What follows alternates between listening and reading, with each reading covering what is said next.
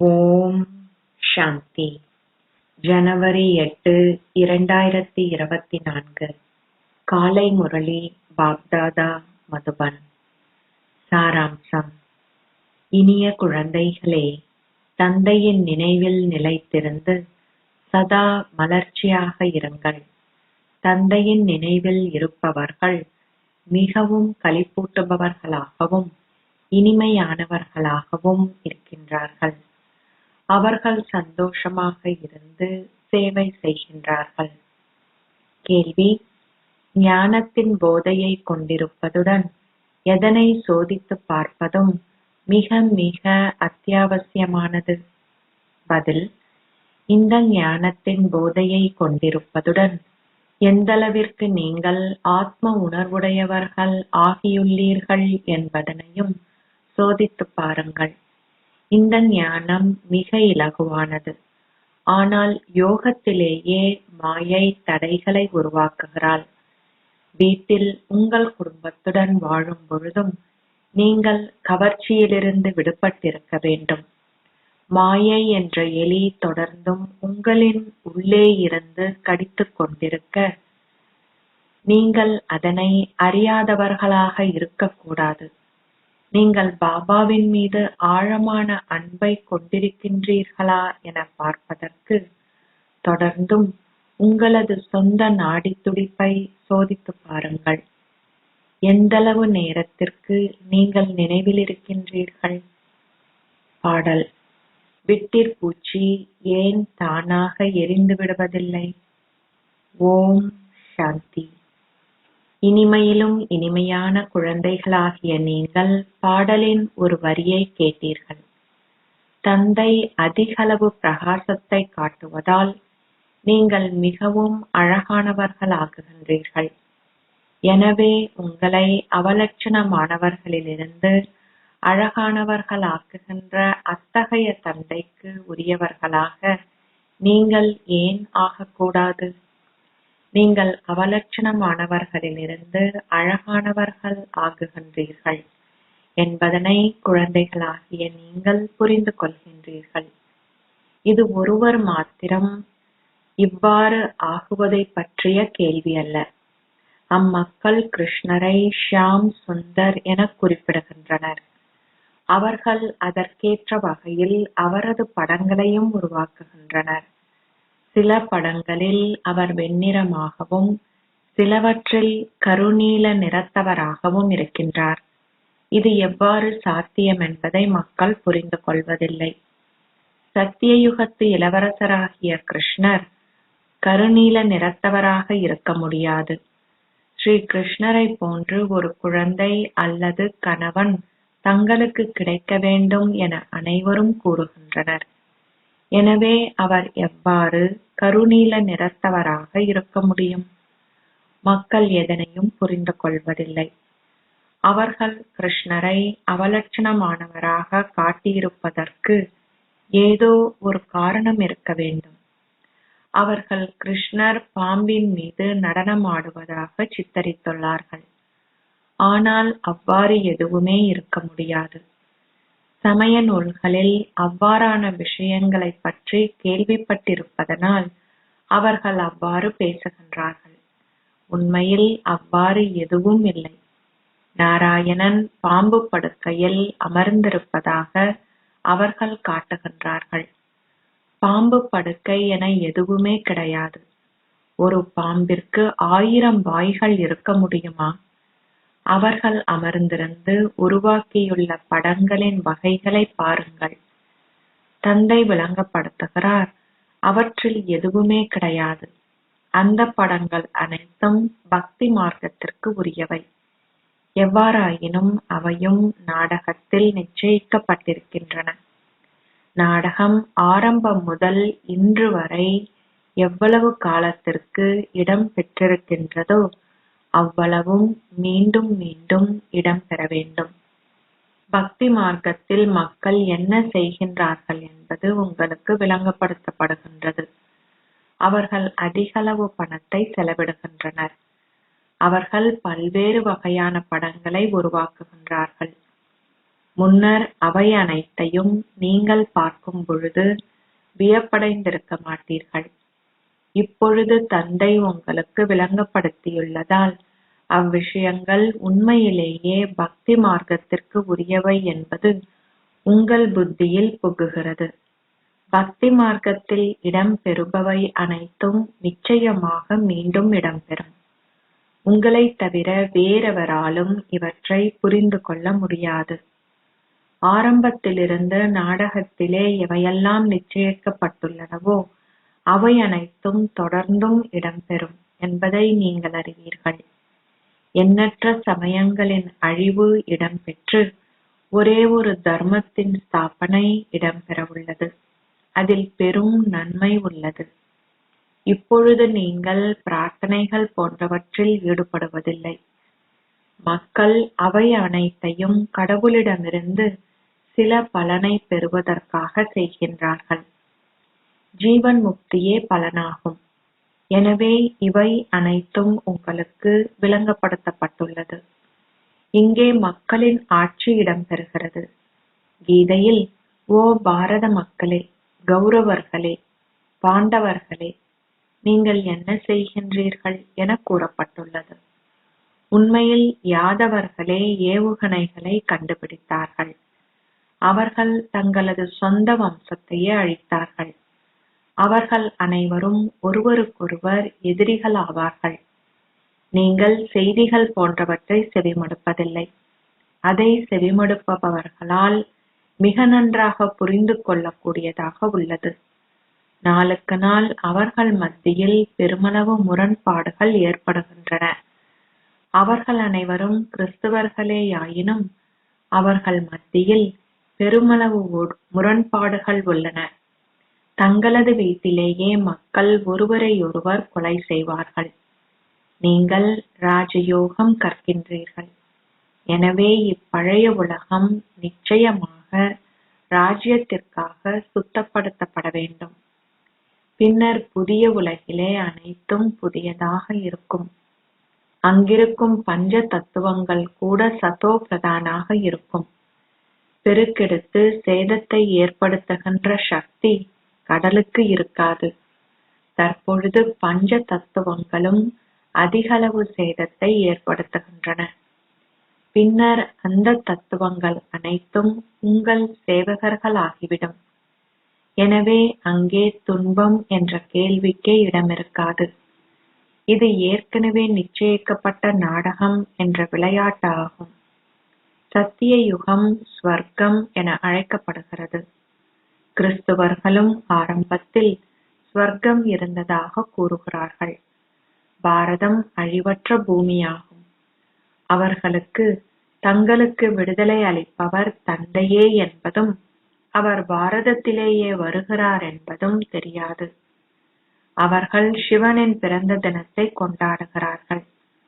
ஆனால் அவர்கள் எதையுமே புரிந்து கொள்வதில்லை.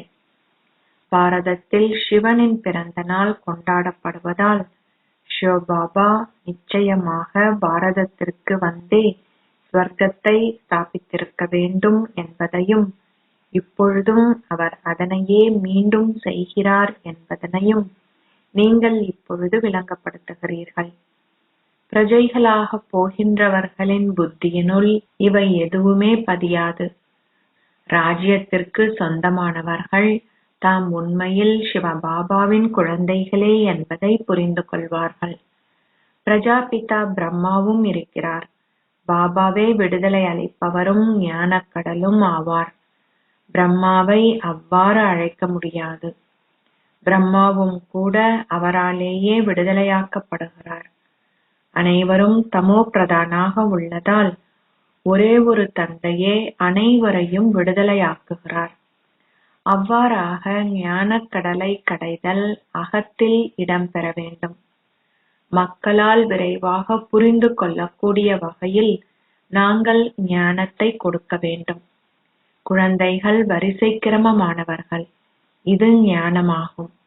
இதை நீங்கள் ஒவ்வொரு நாளும் கற்க வேண்டும். பயம் காரணமாக கற்காதிருத்தல் தவறாகும். பின்னர் அது உங்கள் கர்ம பந்தனம் என கூறப்படும். எவ்வாறு பலர் விடுதலையாகி இங்கே வந்தனர் என்பதையும் பின்னர் எவ்வாறு சிலர் சென்று விட்டனர் என்பதனையும் பாருங்கள். சிந்தி புதல்விகள் பலர் வந்தார்கள். பின்னர் ஏற்பட்ட குழப்பம் காரணமாக அவர்கள் எதிரிகள் ஆகிவிட்டனர். ஆரம்பத்திலே அவர்கள் இந்த ஞானத்தை பெருமளவு விரும்பினார்கள். நீங்கள் அனைவரும் கடவுளிடமிருந்து ஒரு பரிசை பெற்றுள்ளதாக அவர்கள் எண்ணினார்கள். இப்பொழுதும் கூட இங்கு ஒரு சக்தி இருப்பதை அவர்கள் புரிந்து கொள்கிறார்கள். ஆனால் கடவுளே அவதரித்துள்ளார் என்பதை அவர்கள் புரிந்து கொள்வதில்லை. இந்நாட்களிலே பலரும் மந்திர சக்தியை கொண்டுள்ளனர். அவர்கள் கீதையை எடுத்து தொடர்ந்தும் உபதேசிக்கிறார்கள். தந்தை கூறுகிறார், அந்த புத்தகங்கள் அனைத்தும் பக்தி மார்க்கத்திற்குரியவை. நானே ஞானக்கடல். பக்தி மார்க்கத்தில் என்னையே அனைவரும் நினைவு செய்கிறார்கள். நாடக நியதிப்படி இது நாடகத்திலே நிச்சயிக்கப்பட்டுள்ளது. அவர்கள் காட்சிகளையும் பெறுகிறார்கள். அவர் பக்தி மார்க்கத்தில் இருப்பவர்களையும் மகிழ்விக்கிறார்.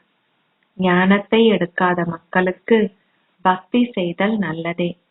ஏனெனில் குறைந்தபட்சம் அவர்களால் தங்களை சீர்படுத்திக் கொள்ளவாவது முடிகிறது. அவர்கள் களவு போன்றவற்றை செய்ய மாட்டார்கள்.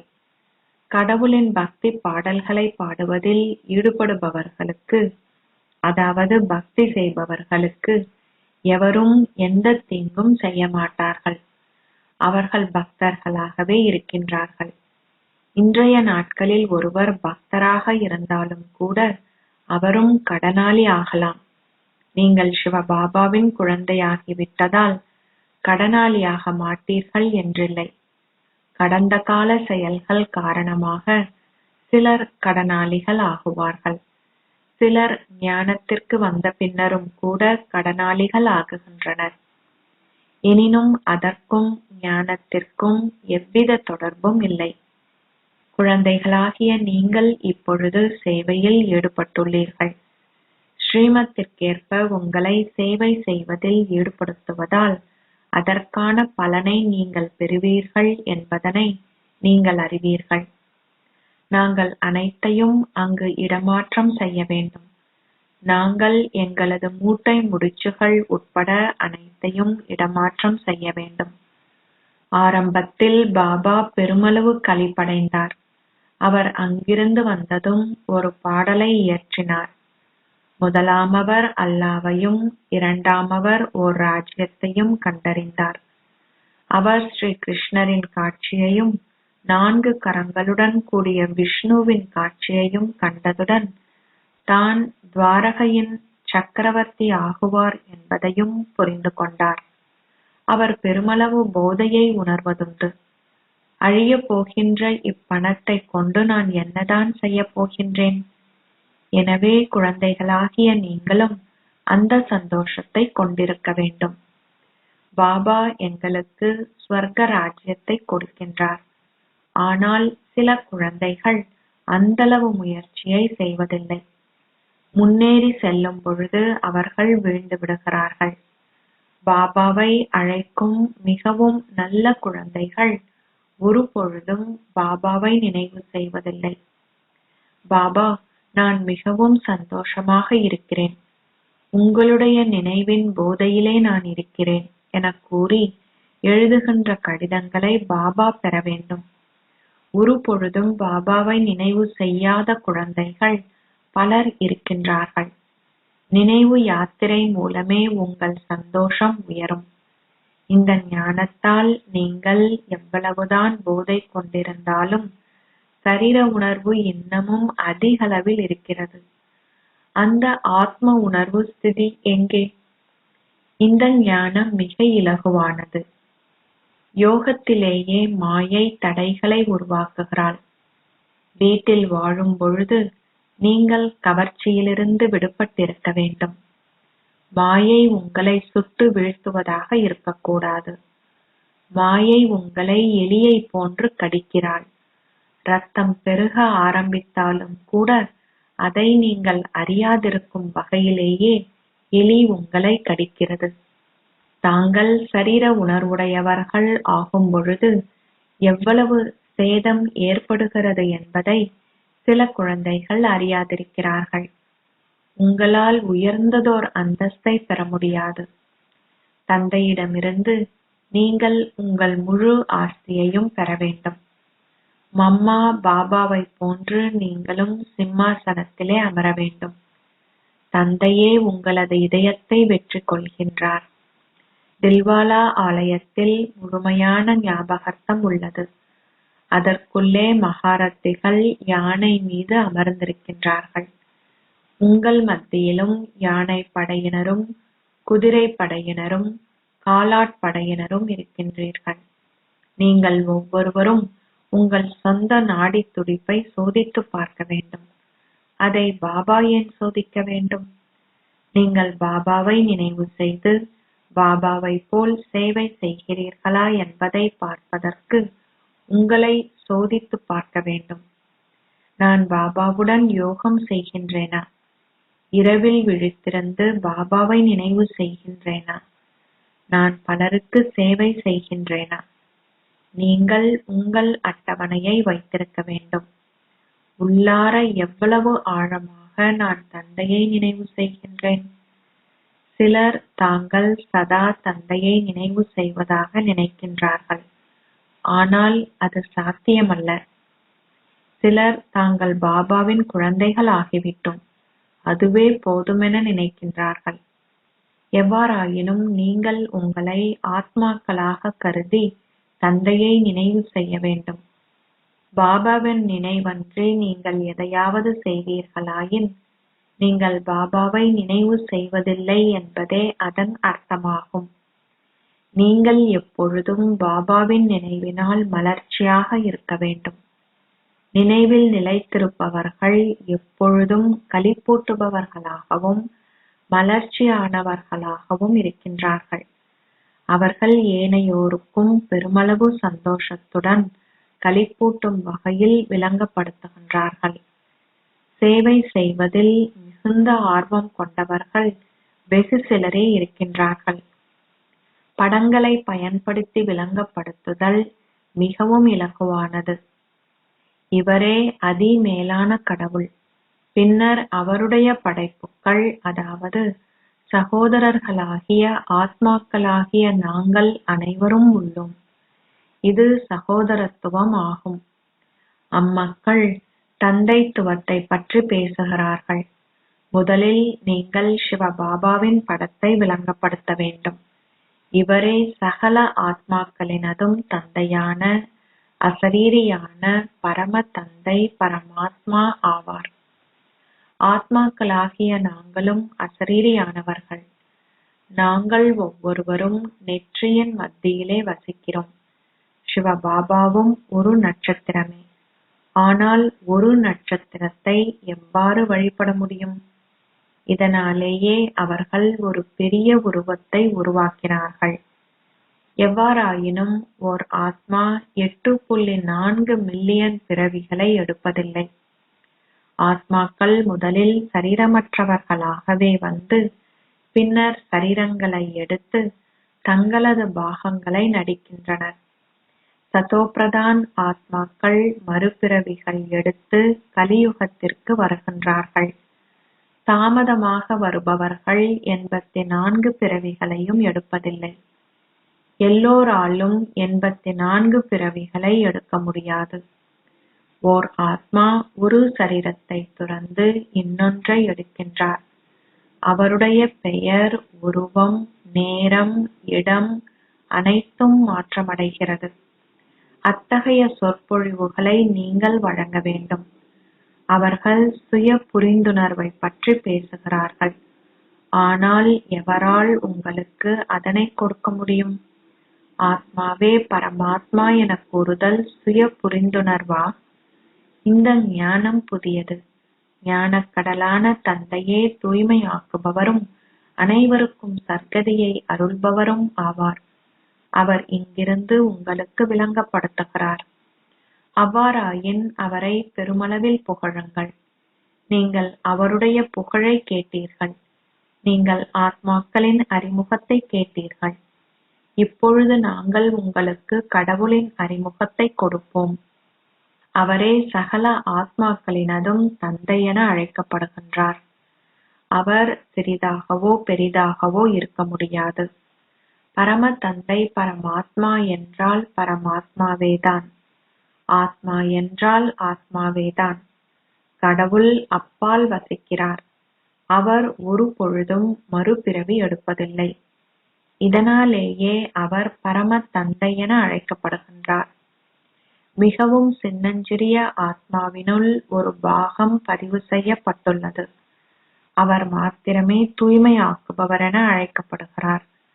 அவருடைய பெயர் எப்பொழுதும் சிவபாபா என்பதாகும். அவர் உருத்ர பாபா அல்ல. பக்தி மார்க்கத்திலே அவருக்கு பல பெயர்கள் கொடுக்கப்பட்டுள்ளன. அனைவரும் அவரை நினைவு செய்து, ஓ தூய்மையாக்குபவரே, வந்து எங்களை தூய்மையாக்குங்கள் என கூறுகிறார்கள். எனவே நிச்சயமாக அவர் வர வேண்டும்.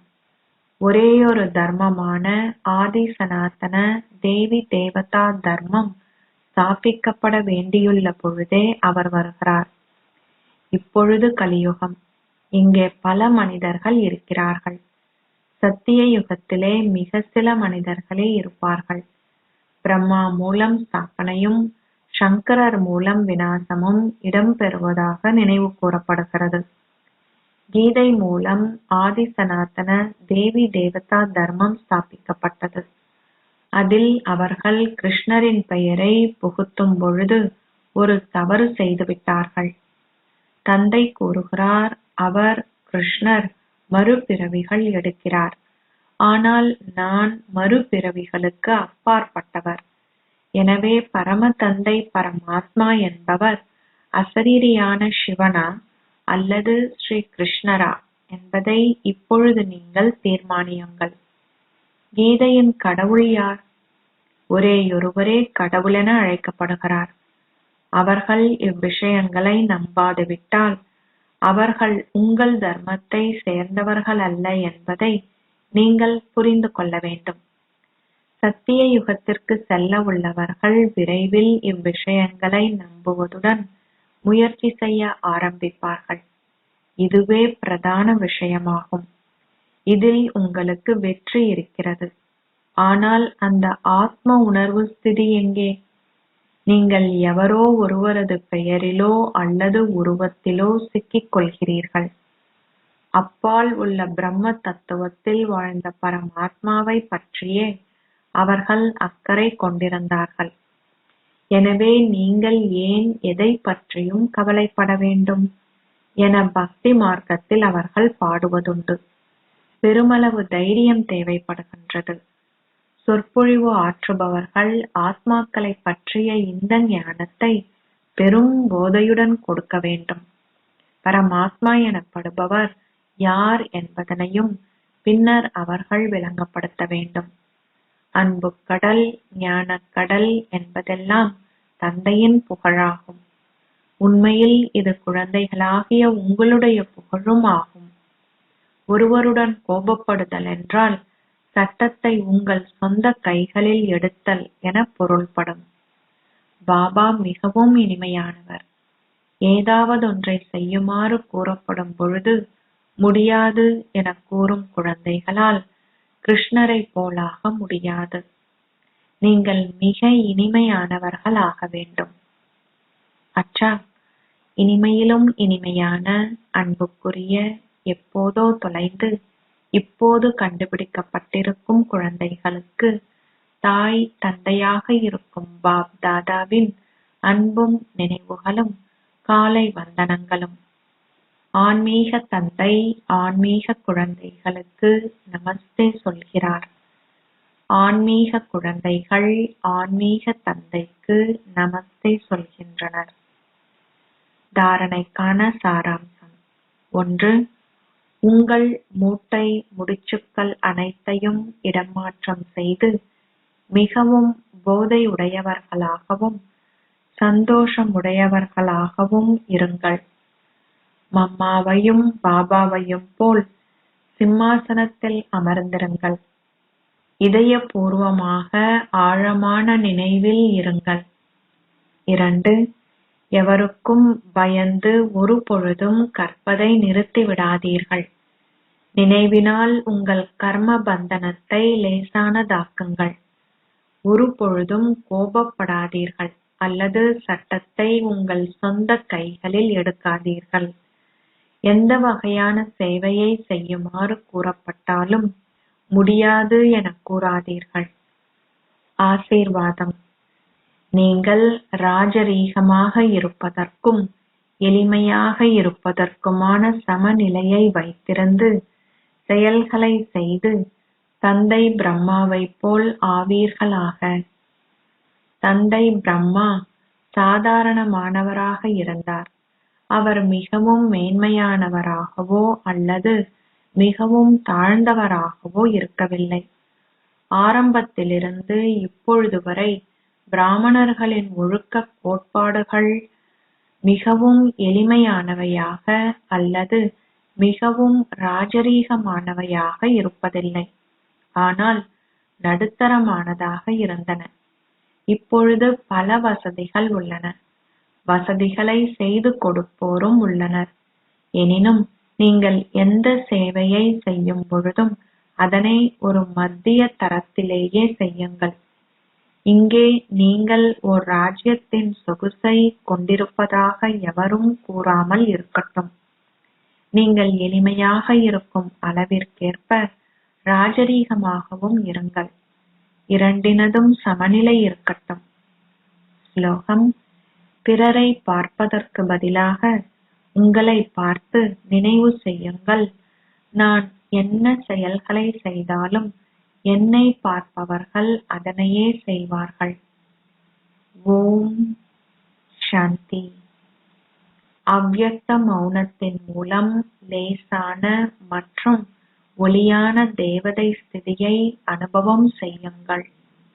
இப்பொழுது உங்கள் மேன்மையான எண்ணங்களிலிருந்து சமிக்கைகள் மூலம் உங்கள் செயற்பாடுகள் அனைத்தும் நடைபெறவுள்ளன.